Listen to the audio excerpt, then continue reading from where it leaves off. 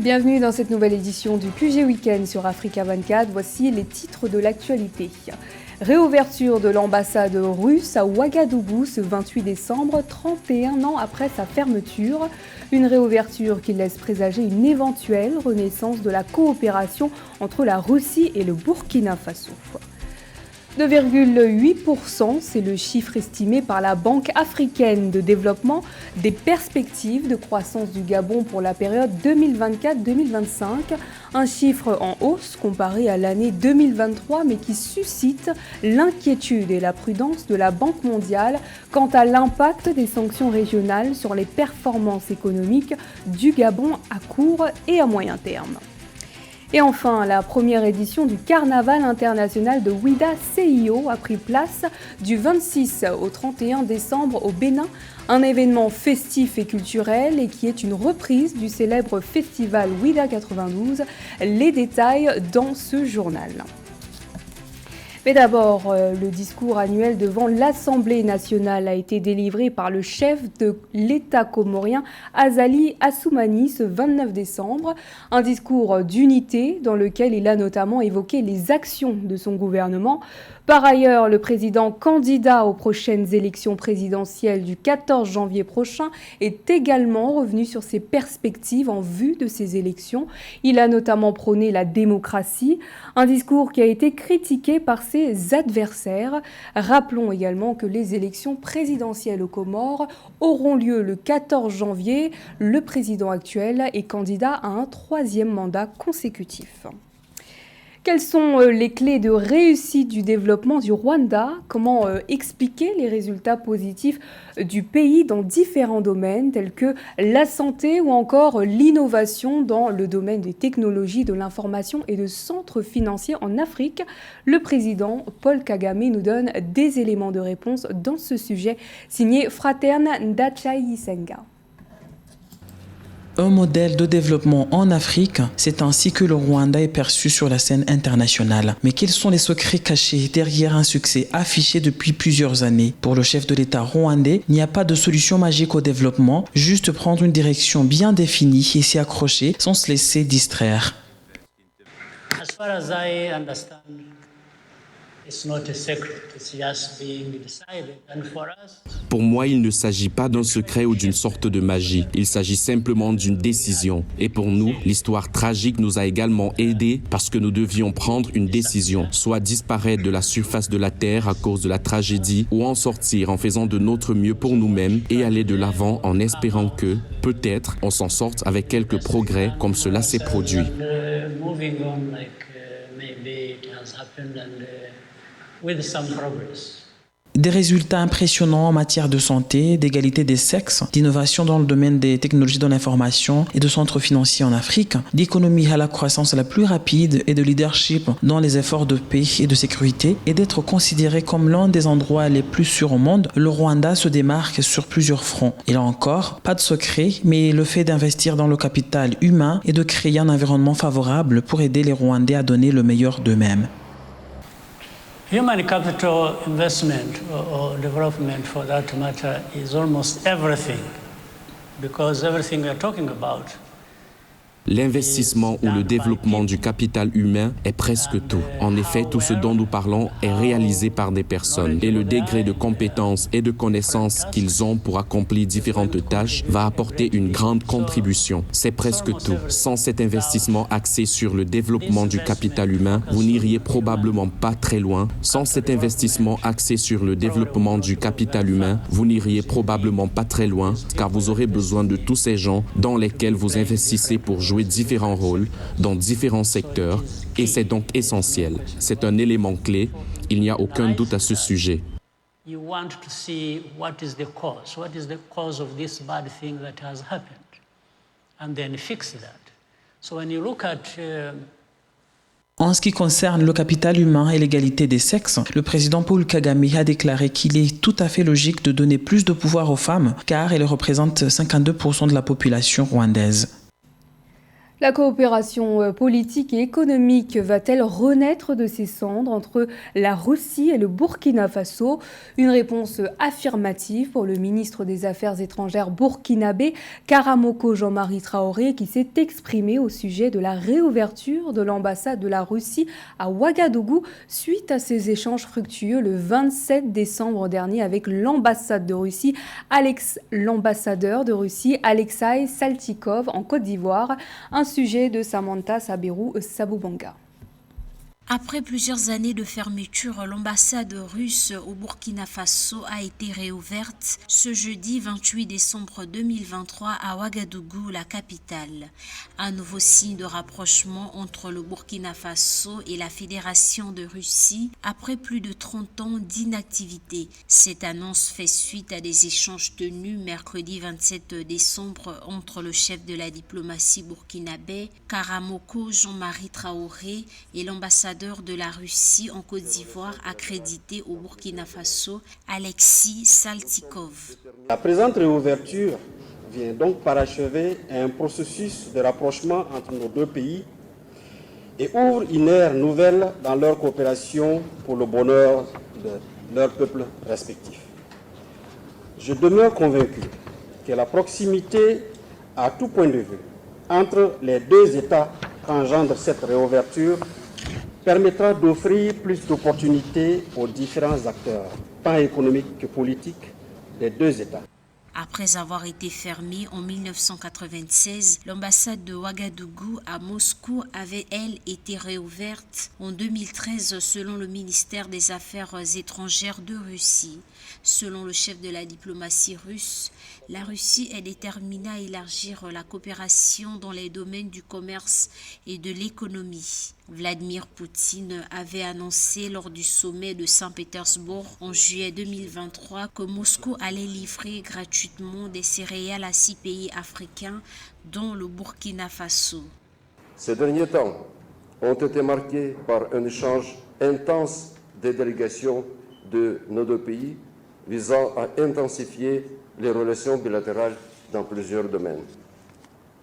Nous sommes déterminés à élargir la coopération dans le domaine commercial et économique et nous espérons que les partenaires burkinabés élargiront progressivement la gamme des produits achetés en Russie, notamment des machines agricoles et des engrais minéraux, ainsi que des équipements pour l'industrie minière. Depuis l'arrivée du capitaine Ibrahim Traoré à la tête de l'État en septembre 2022, le Burkina Faso a rompu ses relations avec la France et enclenché une dynamique de diversification des partenaires avec à la clé un rapprochement avec la Russie. Un accord a été signé par les deux pays mi-octobre pour la construction d'une centrale nucléaire russe au Burkina où moins d'un quart de la population a accès à l'électricité. Dans l'actualité économique, c'est 50 millions de litres d'essence que la Côte d'Ivoire s'est engagée à livrer chaque mois à la Guinée. L'annonce a été faite ce 27 décembre par la Côte d'Ivoire suite à l'explosion du principal dépôt de carburant de Guinée-Conakry survenue dans la nuit du 17 au 18 décembre dernier. Une livraison qui soulagerait le pays dont la distribution a été endommagée par cet incendie. Les détails avec Samantha Sabirou-Sabubanga. Suite à l'explosion du principal dépôt de carburant de Guinée, entraînant la paralysie d'une grande partie de l'économie du pays d'Afrique de l'Ouest, la Côte d'Ivoire a annoncé le 27 décembre 2023 la livraison de 50 millions de litres d'essence par mois à la Guinée. Cette décision a été prise lors d'une réunion entre le ministre ivoirien des Mines, du Pétrole et de l'Énergie, Mamadou Sangafoya Koulibaly, le ministre délégué auprès du ministre des Affaires étrangères et le ministre guinéen de l'économie et des finances Moussa Cissé. À partir du moment où le principal dépôt de stockage a été incendié, nous avons à faire face à une perte sèche de cet ordre. Cela s'ensuit naturellement, conséquemment, une forme de désorganisation de l'approvisionnement de l'approvisionnement du marché intérieur et notamment la distribution.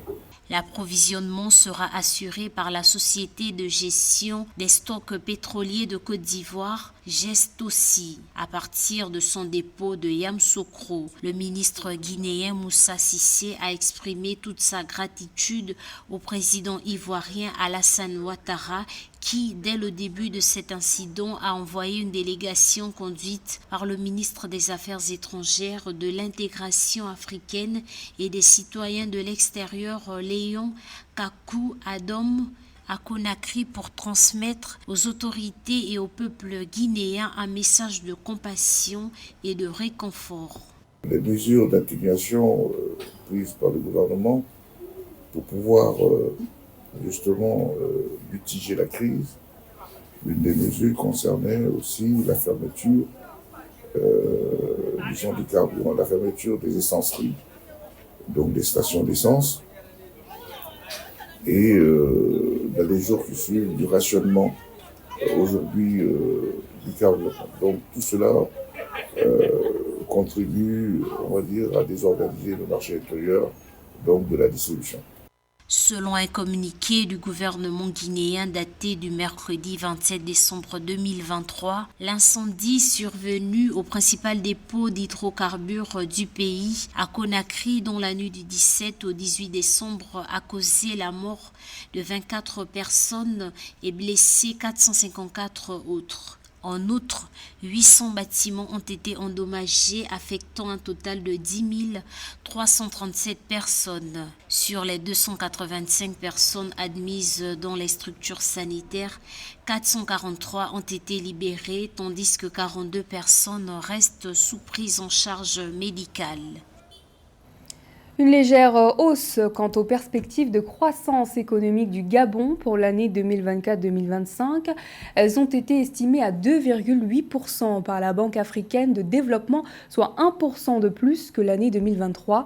Toutefois, selon la Banque mondiale, ces perspectives dépendront de la capacité des nouvelles autorités à instaurer un climat politique apaisé. Les détails avec Nathalie Mouf. Les perspectives de croissance du Gabon pour la période 2024-2025 sont estimées à 2,8%, une légère hausse selon la Banque africaine de développement, la BAD, par rapport à une croissance de 2,7% prévue en 2023. Cependant, la Banque mondiale avance des perspectives macroéconomiques prudentes pour le Gabon. L'institution de Bretton Woods, sans dévoiler des chiffres, a exprimé des craintes sur l'impact des sanctions régionales suite au coup d'État du 30 août 2023 sur les performances économiques gabonaises à court et à moyen terme. On sait qu'il y a eu des sanctions régionales qui ont affaibli le régime militaire en place pendant les premiers mois de transition, notamment des sanctions des autorités régionales, des organisations régionales et aussi des institutions internationales. Donc bien évidemment, quand il y a des sanctions comme ça, le commerce est ralenti et il y a moins de dons qui rentrent et il y a aussi beaucoup moins d'investissements. Selon la Banque mondiale, les perspectives économiques dépendront de la capacité des nouvelles autorités à parvenir à instaurer un climat politique apaisé. Les autorités de transition du Gabon misent sur la diplomatie économique pour préserver les investissements pour les projets de développement. Des efforts qui ont permis la levée des sanctions imposées par la BAD et la Banque mondiale en novembre 2023. Le Gabon peut de nouveau bénéficier des décaissements de la BAD d'un montant d'1,46 milliard d'euros pour financer 21 projets. Les autorités gabonaises ont été, dirons, plus transparentes peut-être par rapport à d'autres putschs dans les autres pays. Après, bien évidemment, pour lever les sanctions, je pense que c'est surtout le fait que justement la diplomatie gabonaise a été très efficace, notamment pour permettre justement la réduction de ces sanctions et le fait que justement la Banque mondiale décide de lever ces sanctions. Donc je pense que le mérite vient au Premier ministre et à toutes les autorités, y compris les diplomates gabonais qui ont fait preuve de tact. Des données officielles établissent les besoins de financement budgétaire du Gabon à 7,2% du PIB pour 2024-2025. Le pays conserve son droit de recourir au marché financier régional pour lever des fonds. Le Gabon, en zone CEMAC, occupe le deuxième rang avec 24,7%, soit 1 452 milliards de francs CFA de l'encours de la dette publique totale du marché. Et enfin, 30 ans après le festival Ouida 92, c'est le carnaval international de Ouida CIO qui prend le relais au Bénin. Un événement qui se veut culturel et festif. Objectif, révéler la version contemporaine du Festival mondial des arts et de la culture vaudou. Et c'est du 26 au 31 décembre 2023 que la ville historique vibre au rythme des manifestations du CIO. Reportage signé Lefty Ounou. Ouida, la cité d'Ekpassé, abrite du 26 au 31 décembre 2023 le carnaval international de Ouida CIO. Après 3 années de préparation, le carnaval international de Ouida a été inauguré par le colloque scientifique international du CIO, tenu les 26 et 27 décembre 2023. Ce cadre de réflexion scientifique assis sur le vaudou, pont entre les nations, a réuni le Gotha de la ville historique de Ouida, ainsi que des touristes, des praticiens du vaudou et des universitaires. Plus de 40 exposés de communicants issus de 32 pays des 5 continents ont été au cœur des échanges. L'objectif visé est de produire une résolution pour mieux valoriser le vaudou. Je suis de plus en plus convaincu que le vaudou constitue notre plumage. Nous sommes un certain nombre dans notre plumage solidement enracinés et l'actualité nous donne raison. En dehors de l'aspect culturel et artistique, le carnaval international de Ouida vise à révéler Ouida comme étant le berceau du vaudou dans le monde. Le démarrage des activités culturelles du CIO s'est fait notamment par des cérémonies de procession au marigot de Wetingbato, organisées par le couvent du temple d'Angbe-Wessi, et du rituel libation et bénédiction dans la forêt sacrée du Roi Passé. C'est d'Angbe-Wessi qui se révèle et qui dit pour le succès, la réussite de CIO, toutes les manifestations devraient commencer par lui. Et c'est pour honorer ça que nous sommes ici présents. Nous avons mis le sacré au cœur de notre activité pour recevoir les bénédictions et les charges spirituelles de toutes les entités qui incarnent Ouida et qui chargent Ouida de l'énergie. Nous allons enchaîner avec toutes les autres divinités jusqu'au 31 décembre et même au 1er janvier. Au plan culturel, 21 couvents vaudou organisent une série de cérémonies et spectacles sacrés du vaudou pendant la période du CIO. La parade artistique internationale du CIO 2023, prévue pour le samedi 30 décembre 2023, va consacrer la mise en scène de plus de 4000 acteurs de scène dans les rues de Ouida. Un carnaval qui dévoilera au public le masque python, emblème du CIO. Les petits plats sont mis dans les grands pour révéler ce masque et pour faire l'ouverture sur la culture de Ouida qui est devenue une culture universelle pour les Ouidanais, pour les Béninois et pour tout le monde entier. Devenu populaire au fil des ans, le culte vaudou prend plusieurs dénominations et compte plus de 50 millions de pratiquants dans de nombreux pays du monde, notamment en Afrique, dans les Antilles, les Caraïbes, en Amérique latine et en Europe. C'est la fin de ce journal. Merci de votre fidélité. Dans un instant, retrouvez une nouvelle édition de l'actualité sur Africa 24.